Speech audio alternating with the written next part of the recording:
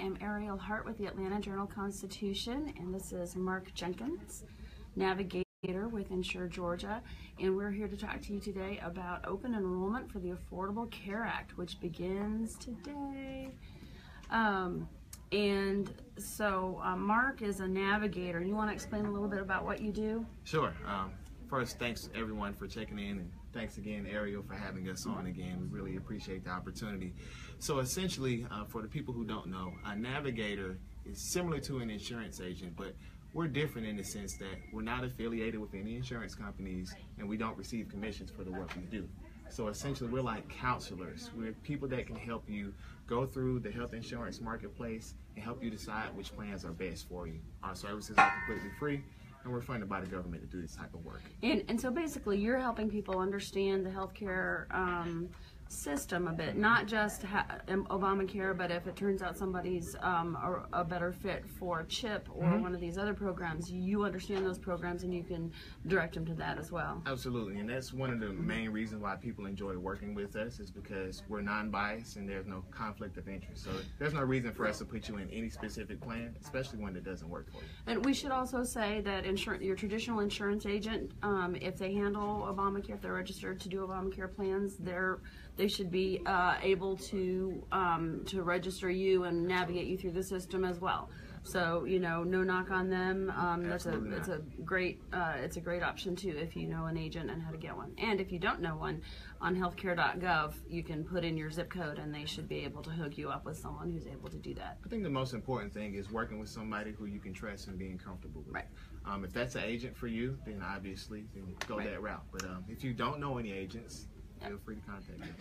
So the reason, or one of the reasons that we're doing this for open enrollment this year, is that there have been a lot of changes and we're seeing a lot of confusion about what is going on with Obamacare. A lot of people don't even know that it's still in effect. We saw one survey that said that of the people who are insured, up to 40% think actually that Obamacare was repealed or that the mandate is not in effect. There still is a mandate. You still have to have insurance or you're going to pay a penalty.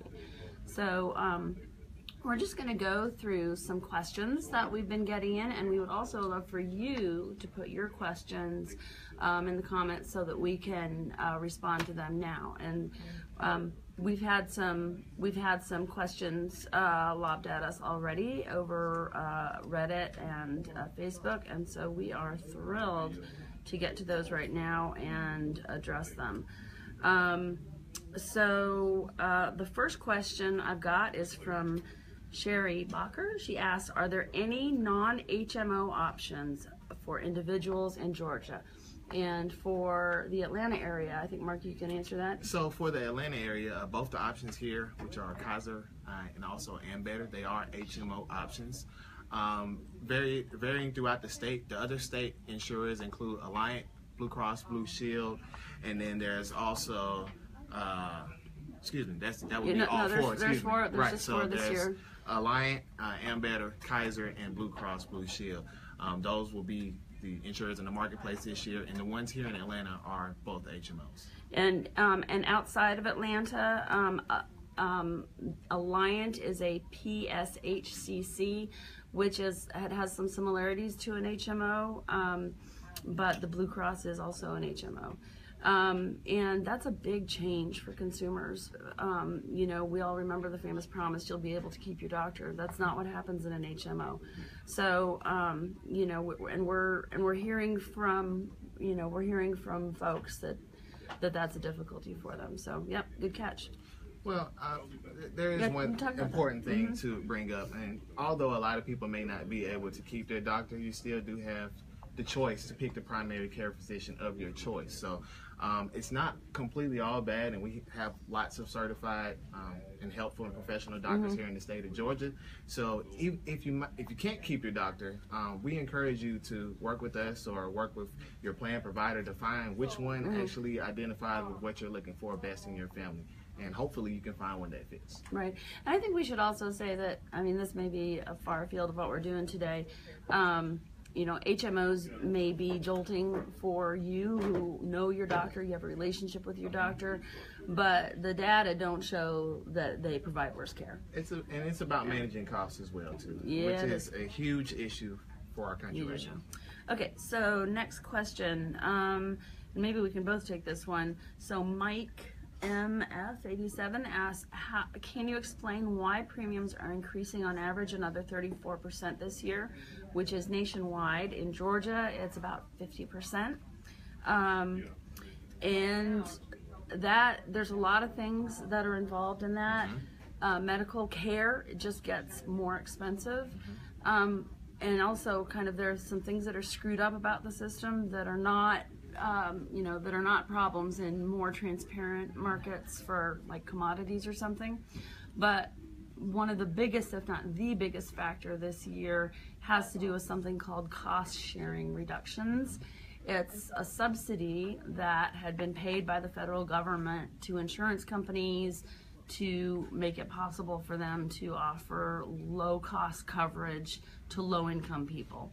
And there had been lots of uncertainty about will the government, won't the government keep paying that under the Trump administration, because the Republican leaders in Congress didn't want them. And of course, President Obama kept paying them, but then President Trump came in and started, you know, threatening to stop them. And so the insurance companies started raising their rates, or saying that they would raise their rates already, just because of the uncertainty. And then in fact, a couple of weeks before open enrollment, President Trump said he would stop paying them. So that decision is probably gonna lead to it has probably played a role of about 19 or 20% of the increase that people will be paying. And unfortunately, it doesn't save the government any money. There's actually going to be an increase in the deficit for complicated reasons. But so can you talk a little bit about that and about what that means to consumers? Sure, absolutely. And I think that's a very good question, Mike, and I think Ariel did a fabulous job of answering and explaining a lot of it. I want people to keep in mind that there's really two forms of subsidies or help that the average person gets. So that would be your cost sharing reductions. That goes to the insurance companies to help keep those plans affordable, to keep them in a range that the average Georgia can afford. But there's also your advanced premium tax credits, okay? So although your premiums may increase, if you do still qualify for tax credits, which is 100% of the federal poverty level up to 4 times that limit, you actually are going to see a bigger tax credit increase. So for many people, those plans will not even change much, if not very insignificantly, but you will still be able to have help through the form of tax credits, which are written into the law and which will be available to anyone who qualifies and enrolls this year. Right. So we should be clear. Thank you, Mark. That all of the, you know, gobbledygook aside, the net for the customer is going to be that if you fall within that subsidized income range, if your income is low enough to get help from Obamacare, you're still going to be fine, because there's going to be another piece of money that comes in and takes care of it. Your problem is going to be if you fall just above it or above it, and, you know, your costs are going to rise significantly. Those are the individuals who really are going to feel the brunt of the increases this year, because they don't qualify to get those tax credits. And so if their plan increase, you know, 20% or as high as 37% or even higher for some areas of the state, the people who don't qualify in that income range will actually see that full increase. There are other options that are available if you are not able to access those plans through the marketplace because you don't get tax credits. You can go through the private insurance market and talk to some of the insurance agents. Hope that there's something more affordable out there. You can hope that there's something more affordable, and if price is a real big concern, and you really just want to make sure that you have just some coverage, don't have to pay the tax penalty, you can also look at getting a catastrophic plan, which covers a lot of the very serious health issues, but it will save you a little bit of money compared to paying that increase that you would see. But you'll be a little bit more exposed if you have. A little bit is a very nice way to say it. Yeah. Okay. So another question. Let's take a look here. Hojens asks, how difficult do you think that re-enrolling in the marketplace will be? With the enrollment period shortened, certainly this will spell disaster for the services to enroll new members.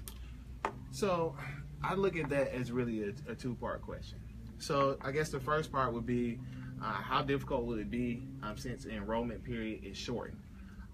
So one of the first things is just the flow of people that we're going to see is almost going to be double. Right. And before you continue, we should be clear. So the enrollment period is the period during which you can sign up for insurance for next year. There's a limit. You can't just sign up every day. And this year, unlike previous years, it's only 45 days. Yep. Previous years, it went from November 1st all the way to the end of January. You could wait till after Christmas. You could wait till after the kids are out of school and things have calmed down. You can't do that this year. It ends December 15th. And we know that there's usually a last-minute surge. Those people need to surge before December 15th this year.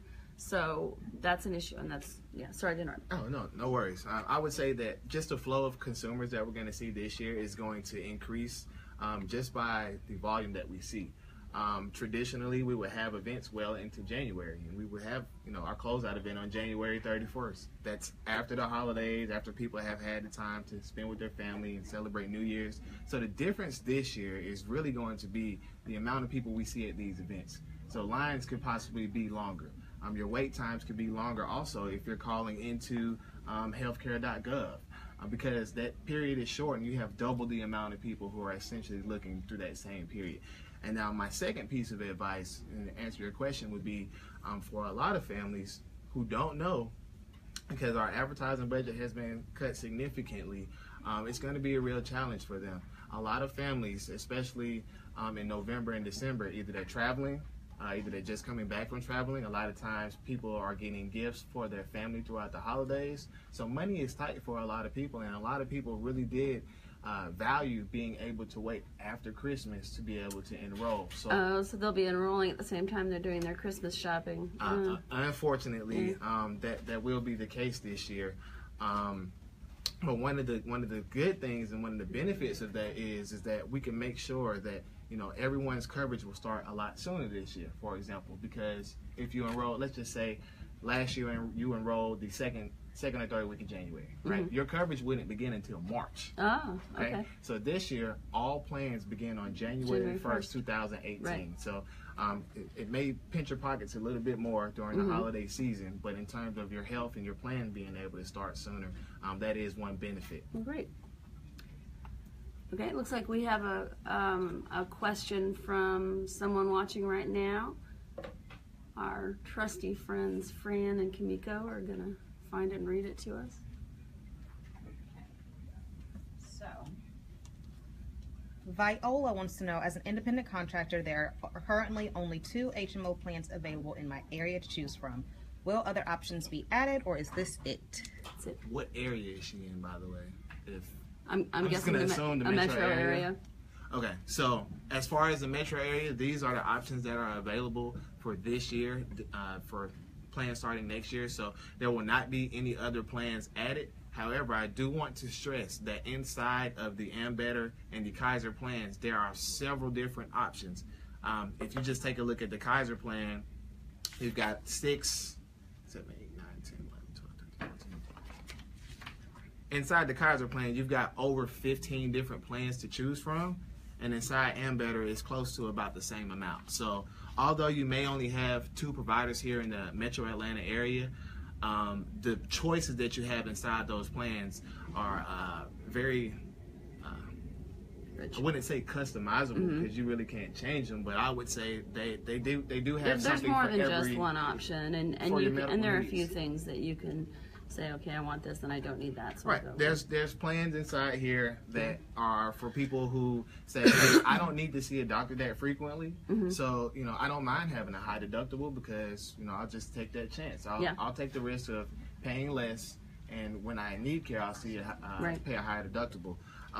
But the amount of plans that are available, from what I've seen, and we've been through these plans quite extensively, they do cover a myriad of health needs and budgets for sure. Good. Well, that's a good thing. I mean, that's what we're after, right?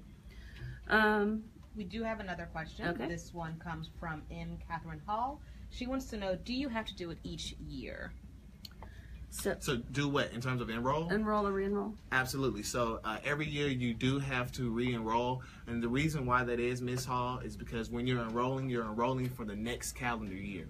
So when you enroll this open enrollment, you'll essentially be enrolling for the calendar year of 2018.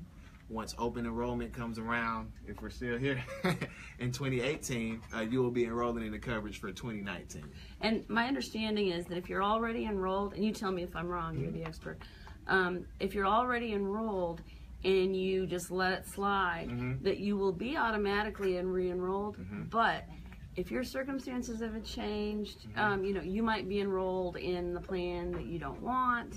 You might lose out on some tax credits. So they really encourage you to do re-enroll, input all your information so that you really get the best solution for you. Regardless if you like your plan, let's just say you completely love your plan, you always want to go check and make sure that you re-enroll, because plans change, premiums change, and also the biggest thing is insurance change, right? So we've had a reconfigurations of some areas of insurers in the state.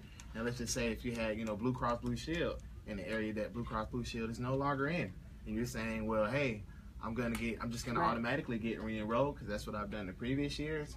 You run the risk of not being able to enroll at all, because once, you know, December 15th comes around, if you miss that deadline and you thought you had insurance and you don't, then you're left in a very difficult situation. And we should talk a little bit about Blue Cross. So for those folks who are looking, you know, who've had Blue Cross, which traditionally always covered the entire state of Georgia, Blue Cross, as a result largely of this whole debate about those cost sharing reduction subsidies that the president canceled, they pulled out of most metro areas.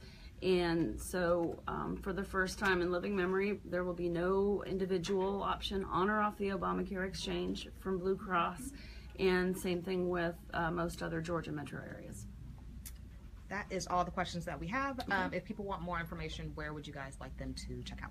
Start with healthcare.gov. There is a phone number on there, as well as a number for the hearing impaired. And also visit our website, insurega.org. You can find a series of videos, blog posts, and also see everywhere we'll be at in the state during this open enrollment, and get turn-by-turn directions there. And so these are, am I right, like kiosk desks where you can just walk up and talk to someone, get some help? We're located in a ton of different hospitals, health departments, doctor's offices, schools, churches. We are in the community exactly where you are. And if they're looking for AJC information? If they're looking for AJC information, we have a ton of resources. We've been doing a lot of reporting, trying to cut through all the technicalities and lay it out simply. We've got FAQs. Come to myajc.com, myajc.com, or ajc.com. Thank you so much for tuning in. Thank you.